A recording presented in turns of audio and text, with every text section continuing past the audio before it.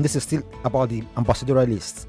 35 nominees, and the headline here says some Tinubu's ambassadorial nominees should be in prison, says Ambassador Joe Keshi.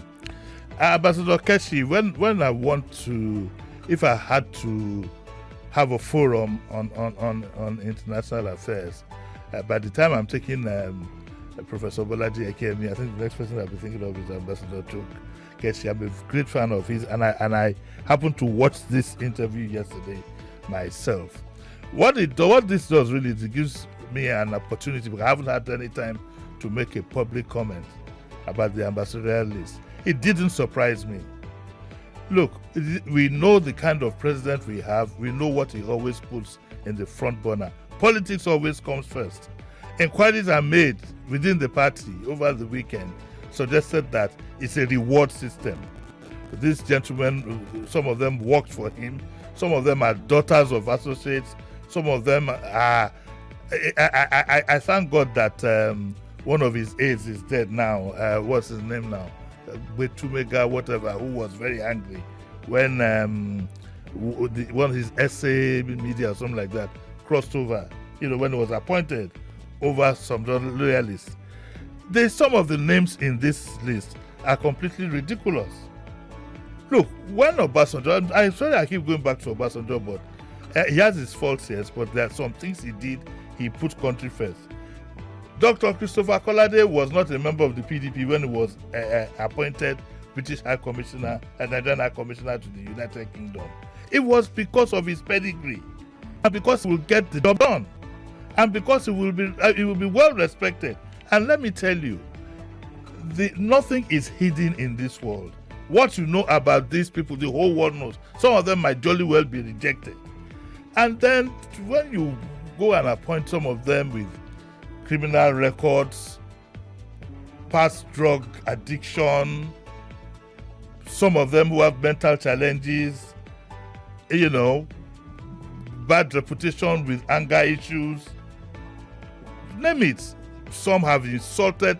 They have insulted the President of the Federal Republic of Nigeria publicly. I know two of such names. Yes, they have insulted. Whether it is Bola Tinubu or anybody, they have insulted publicly.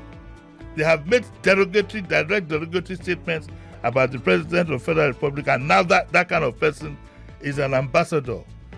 I think it's just a reflection of the leadership that we have. So the president has the right to put names forward of those who will represent him, and those are the names he has put forward, and it's left for us to judge whether we want to live with that kind of. This is just about another.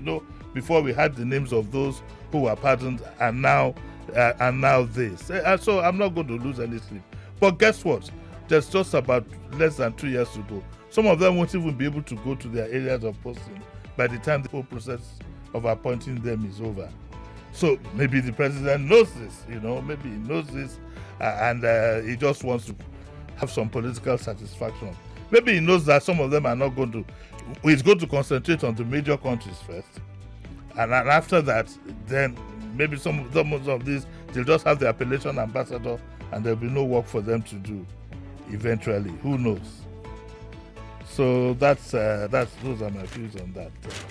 There's been much uproar about the list. Do you think the president will rescind the list like he did with that? But it's part of his DNA now. His DNA is always to rescind. So but there are more names to come, But it serves some of our younger ones right, who spend all their time in the social media abusing people on behalf of this. Now it's time for the appointments. They're putting their children there. They didn't put any of you. Oh, sorry, they put one of you. And here, coup. Federal government gives protection to Guinea Bissau opposition candidates. Now, I'd like you to listen to this. There was a coup in Guinea Bissau, and you remember that President Jonathan was caught in the coup. But that's not the story. The story is that the Guinea-Bissau opposition presidential candidate. Remember that the coup was announced by the president himself, which is a funny thing, but we'll get to the politics of that. But the opposition presidential candidate, Fernando Costa, has gone to the Nigerian embassy and is receiving protection in the Nigerian embassy. Now, in principle, maybe, in principle, you say Nigeria wants to try to sustain democracy in Guinea Bissau, but do we have, as we are currently constituted, do we have what it takes to sustain protection of this gentleman? How far do we think this is going to go? Okay, and I also think that it could be a distraction for our president. We have enough to fry here than for a president again to have one eye going on because we don't know how far what is happening in Guinea-Bissau is going to go. We don't know how far. If it's declared wanted and so on and so forth, it can become a political mess for us in the region and a real distraction for the president. But for now, people are still hearing that the decision to accommodate Mr. Costa within the Nigerian premises understands the firm commitment to safeguarding democratic aspirations. When our own democracy here is so shaky. Or maybe it's just Nigeria playing Big Brother. Well, but in principle, it sounds okay.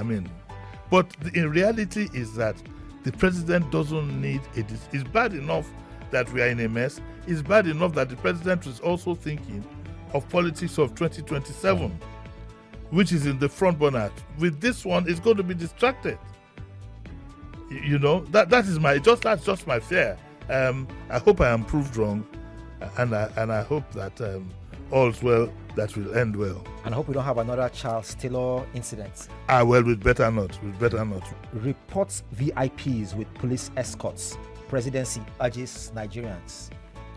I think when this was issued by the office of this was said by the President's Special Advisor on Media and Public Communication, and I don't think he realized the implication of what he was saying, that we civilians, we people, should report VIPs with police escorts. It's an indictment of the government. Is Boala saying that the government has no control over its security personnel?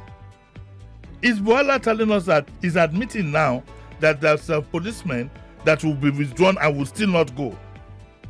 But I think we should assist the government, since it appears they don't have a way of controlling their wealth. So we should assist them. If you see any policeman with, but I've seen one or two people now, rather than have police, they have some person dressed in army camouflage. I don't know whether it's soldiers. Specifically, I saw a senator. He had somebody in camouflage behind him. Our VIPs are very, very stubborn and strong-minded when it comes to things like this. But we'll do the best that we can. And I think this story, Northern Governors urge Tinubu to suspend mining for 6 months, it speaks for itself.